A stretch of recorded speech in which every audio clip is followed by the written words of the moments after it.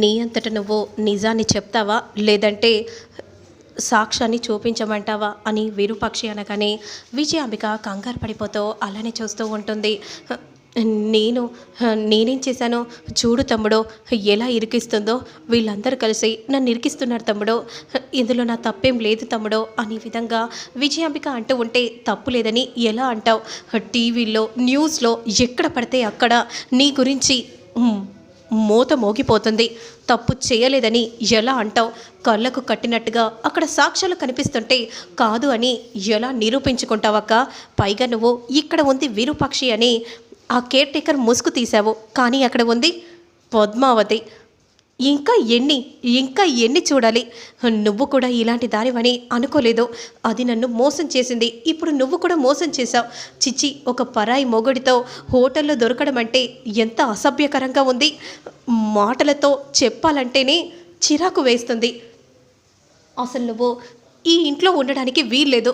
వెళ్ళిపోతావా, లేదంటే మెడ పట్టుకొని గింటేయమంటావా అక్క అని ఈ విధంగా అనగానే ఇక విజయాంబిక కంగారు పడిపోతూ అలానే చూస్తూ ఉంటుంది. లేదు, మెడ పట్టి గింటేయటం కాదు, అసలు నేను తప్పే చేయలేదని నిజం ఒప్పుకున్న తర్వాతే మెడపట్టి స్వయంగా నేనే గెట్టేస్తాను అనే విధంగా అనగానే ఒక్కసారిగా అందరూ షాకింగ్గా చూస్తూ ఉంటారు.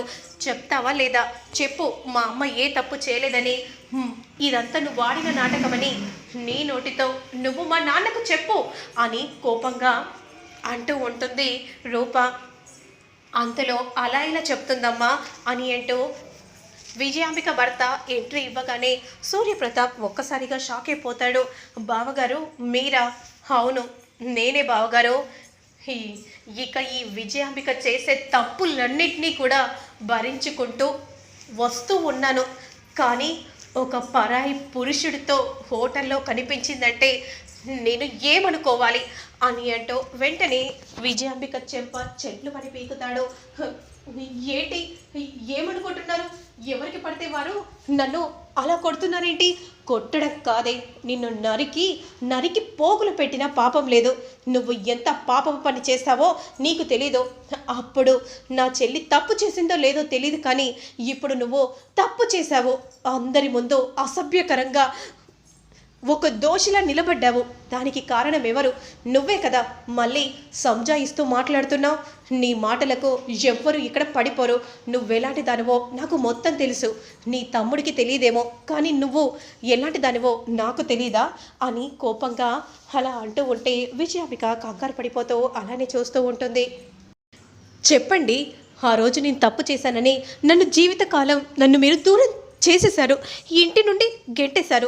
మరి మీ అక్క కూడా అదే తప్పు చేసింది. మరి ఏం చేస్తారు మీరే చెప్పండి అని విధంగా అంటూ ఉంటే ఇక సూర్యప్రతాప్ మాత్రం అలానే షాకింగ్గా చూస్తూ ఉంటారు.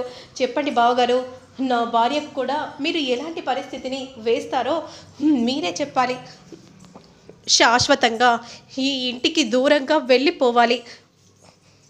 వెళ్ళిపోవటం కాదు, ఇక మీ అక్కకు నాకు ఇక తెగదింపులు అయిపోయాయి. ఎన్నాళ్ళు సరేలే, తన మోసాన్ని ఏదో ఒకరోజు గ్రహిస్తారని అనుకున్నాను.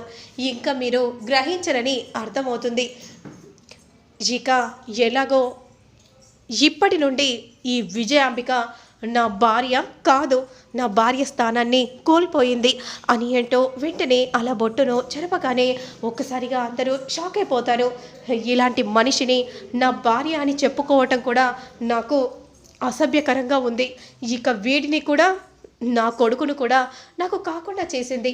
పైగా వాడికి లేనిపోని మాటలు చెప్పి వాడిని కూడా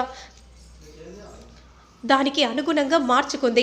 ఇలాంటి దాంతో ఎవరు ఉన్నా సరే వాళ్ళు మూర్ఖుల్లో మారుతారు. అందుకే ఇక ఈ రోజుతో ఈ ఇంటికి నాకు కూడా తెగదింపులు అయిపోయాయి. ఈ విషయం చెప్పడానికే నేను ఇక్కడికి వచ్చాను అనే విధంగా అనగానే సూర్యప్రతాప్ షాకింగ్గా చూస్తూ ఉంటాడు. ఇంకా ఏం చూస్తున్నావు విజయాంబిక? ఈ ఇంటి నుండి వెళ్ళకముందే త్వరగా నీ అంతట నువ్వే నిజాన్ని చెప్తావా, లేదంటే వద్దు నేను చెప్తాను అని విధంగా అంటూ ఉండగా సూర్యప్రతాప్ షాకింగ్గా చూస్తూ ఉంటాడు. ఏంటక్క, ఏ నిజం చెప్తావో అంటే తమ్ముడు, అది ఆ రోజు విరూపాక్షి అనే విధంగా అంటూ చెప్పబోతూ ఉంటే ఇక దీపక్ మనసులో మాత్రం ఈ విషయం తెలిసిందంటే ఇక అమ్మ ఈ ఇంటికి దూరం అవుతుంది, అలాగే నేను కూడా దూరం అయిపోతాను. ఇక ఈ కుటుంబం అంతా ఒకటిగా ఉంటుంది. నేనేదో ఒకటి చేయాలి అనే విధంగా అంటూ దీపక్ సైగ చేస్తాడు.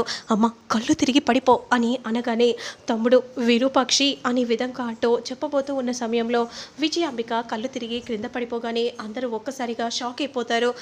ఇక వెంటనే అక్క అక్క అని సూర్యప్రతాప్ పిలుస్తూ ఉంటాడు. ఇలా జరిగిందేంటి మమ్మీ ఒక్కసారిగా అయితే ఏంటి స్పృహలోకి వచ్చాకైనా నిజం చెప్పించాలి రూపా అని విరూపాక్షి అంటూ ఉంటుంది. ఇక మందారం మాత్రం విజయాంబిక తలపై అలా వాటర్ని కొడుతూ ఉంటే విజయాంబిక స్పృహ లేకుండా పడి ఉండడాన్ని చూసి వెంటనే చంద్ర డాక్టర్కి ఫోన్ చేస్తాడు. ఇక డాక్టర్ వస్తూ ఉంటే అంతలో దీపక్ మాత్రం డాక్టర్ ప్లీజ్ డాక్టర్ మీ దండం పెడతాను, మా అమ్మను కాస్త డిస్టర్బ్ చేయకని చెప్పండి డాక్టర్. ఏంటయ్యా ఏం మాట్లాడుతున్నావు? ఇదిగోండి డాక్టర్ ఈ ₹1,00,000 ఉంచుకోండి.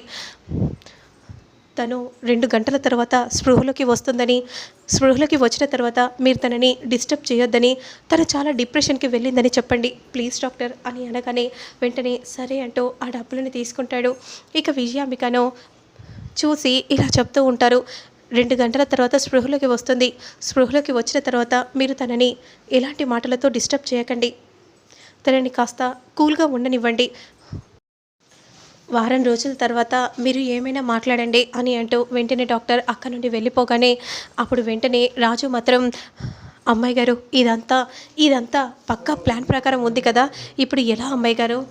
రాజు ఇప్పుడు మనం ఏం చేయలేమో పద రాజు అని అంటూ వెంటనే అలా వెళ్తూ ఉండగా సూర్య ఇప్పుడు ఈ క్షణం ఇంట్లో ఉందేమో, కానీ ఇదే వారం రోజుల తర్వాత మళ్ళీ నేను ఇక్కడికి వస్తాను. నేను తప్పు చేయలేదన్న విషయం మీ అక్క నోటి నుండే నేను నిరూపిస్తాను, లేదంటే సాక్ష్యాలతో నీ ముందుకు వస్తాను అని అంటూ వెంటనే పద అమరూప అని అంటూ అక్కడి నుండి వెళ్తూ ఉంటే అమ్మయ్య ఈ గండం మాత్రం ఇలా ముగిసిపోయింది. కానీ వారం రోజుల తర్వాత వచ్చే గండాన్ని ఎలా ఆపాలో ఏంటో నాకేం అర్థం కావట్లేదు అని దీపక్ మనసులో అనుకుంటూ ఉంటాడు.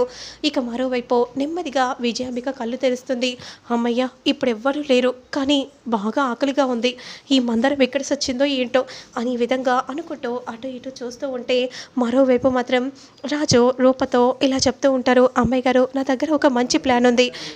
ఏంటి రాజు అని అనగానే ప్లాన్ అంతా కూడా రాజు చెప్తూ ఉంటారు. మరి ఏం జరుగుతుంది, రాబోతున్న ఎపిసోడ్ ఎలా ఉంటుందనేది మళ్ళీ నేను నెక్స్ట్ వీడియోలో అప్లోడ్ చేస్తాను. లేట్ చేయకుండా చూసేయండి.